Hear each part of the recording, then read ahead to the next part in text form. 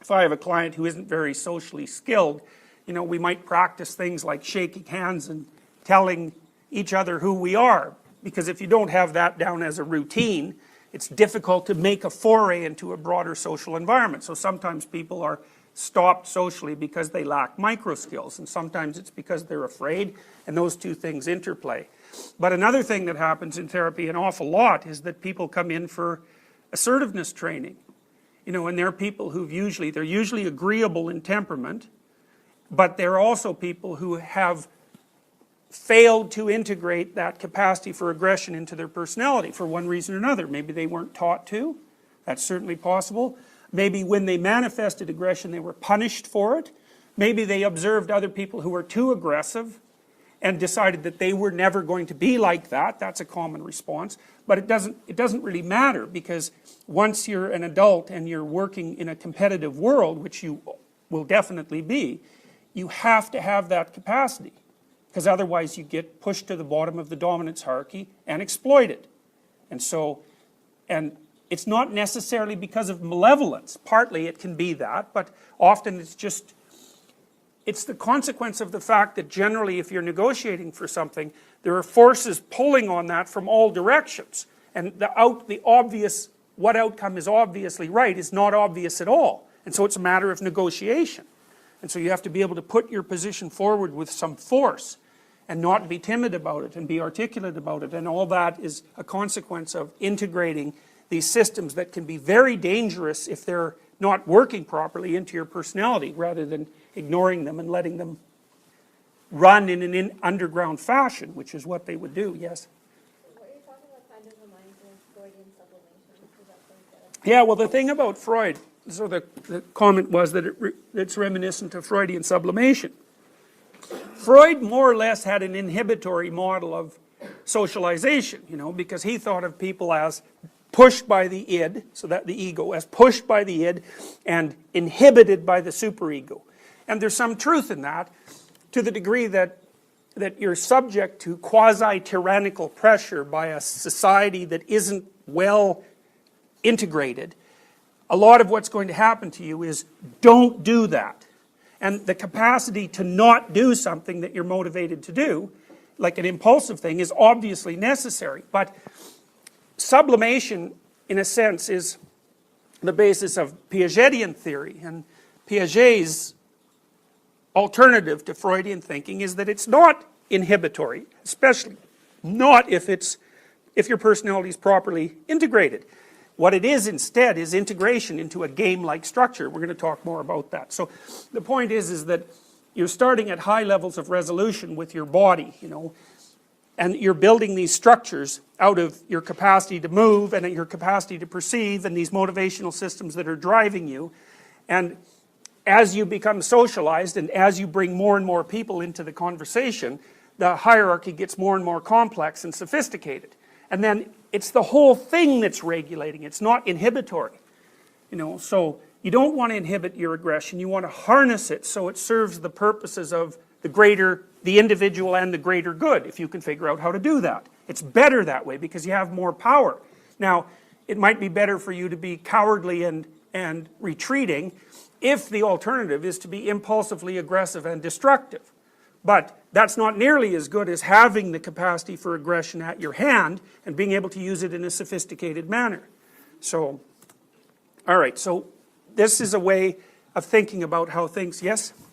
I think that it's simple, as simple to say, can it be said that that integration of these personality, motivational systems in your personality translates into more neural pathways between the subsystems in the brain?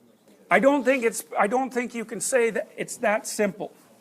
I mean, I think that happens, but how it happens we don't know. And the thing too is that this organization does not only take place in your brain. That's another thing that the psychoanalysts, I think, overestimated, because they tended to think of psychic regulation as internal, but it's not. So, for example, as long as you're acceptable to your peers, you seldom have to regulate your own behavior, because they'll regulate it for you, right? And so when you're out in the world, I mean, you guys are all sitting there in a particular way. Partly because if you deviated from the appropriate way to sit there, whatever that is, if you deviated from that sufficiently, the group would turn on you right away. So as long as you're awake enough to respond to the subtle cues that people are giving you, you don't even have to worry about the internal inhibitory problem. Now what you want is you want your nervous system organized in a way so that it fits well into the overall organization of the society. And there has to be crosstalk between those. But society exists, right? So anything society will do to regulate you, you don't have to do. And that's really useful. It's an outsourcing problem.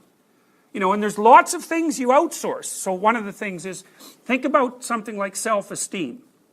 Now, self-esteem is a very, I don't like the word, because self-esteem is really something like extroversion minus neuroticism, or it's close to that. But let's look at it in a slightly different way. Let's say, well, how valuable should you regard yourself? And so then you think, well, and then we might think, well, maybe that has something to do with competence. Okay, well, so how competent are you? Well, the answer to that is you really don't know, and there's actually no way of telling.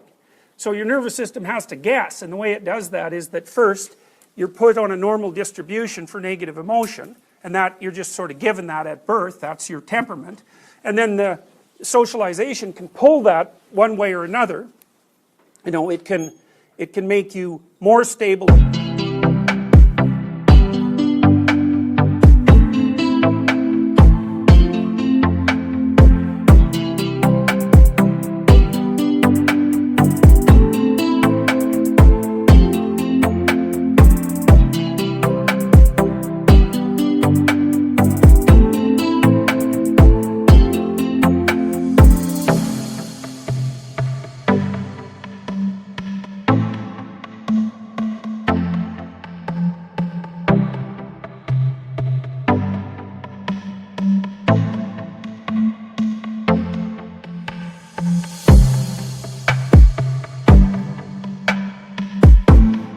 Or less stable depending on how you interact with your parents and the immediate environment and how dangerous the environment is.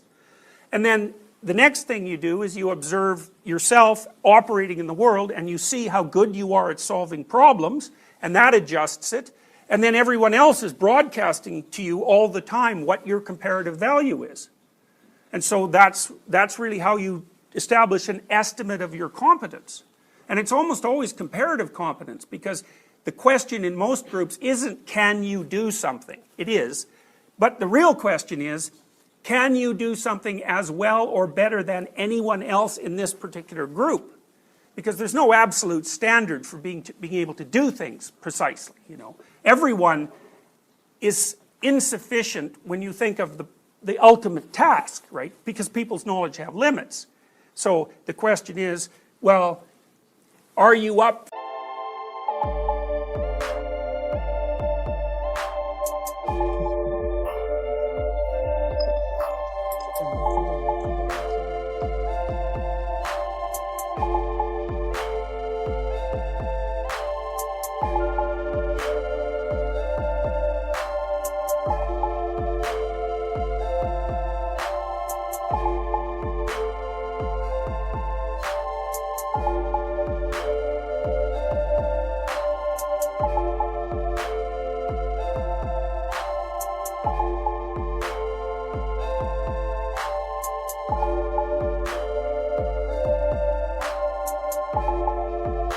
For the challenge compared to the people around you. So it's a very complex calibration process, and it certainly doesn't all take place inside. It can't. You're not complex enough to do that, and it's foolish anyways.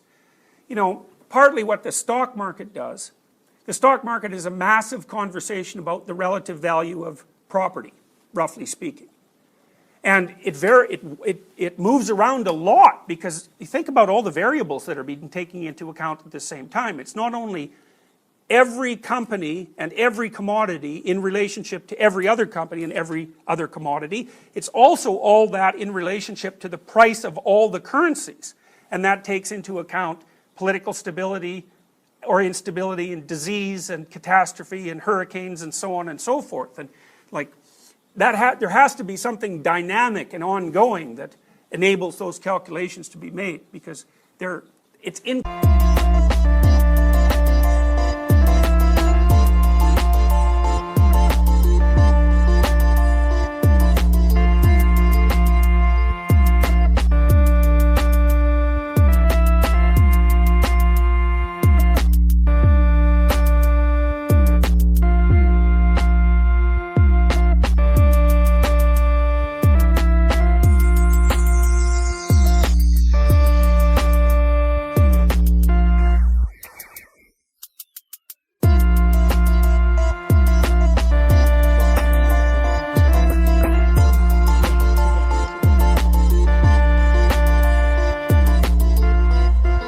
calculable otherwise. And the same thing is true in some sense of your competence. You can't calculate that on your own. You have to have help. And so that's partly why the group also decides where you are in the dominance hierarchy. Now the group can also under or overshoot. That happens lots of times, you know, because maybe the local environment that you're in isn't a very good representative of the broader environment. This happens to lots of smart people in high school, for example, or junior high, where if they're intelligent, that is not necessarily socially valuable for a number of years. And if the person who's intelligent doesn't get out of that environment into an environment where intelligence is valued, so hopefully that's a university, then you know, their actual potential isn't going to be valued by the dominance hierarchy in proper keeping with its actual real world value.